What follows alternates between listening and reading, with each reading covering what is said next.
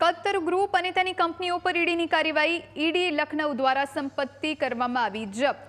અમદાવાદ અને ઉત્તર પ્રદેશના કન્નૌજમાં 3 સંપત્તિઓ જપ્ત કરાઈ છે. ઈડી લખનઉ ઝોનલ દ્વારા કુલ ₹6.17 કરોડની સંપત્તિને જપ્ત કરવામાં આવી છે. 27મી માર્ચે ઈડી લખનઉએ આ કાર્યવાહી કરી. આ વિશે વધુ જાણકારી માટે સંવાદદાતા જયેશ ચૌહાણ ફોનલાઈન પર જોડાયા છે. જયેશ, શું વધુ માહિતી?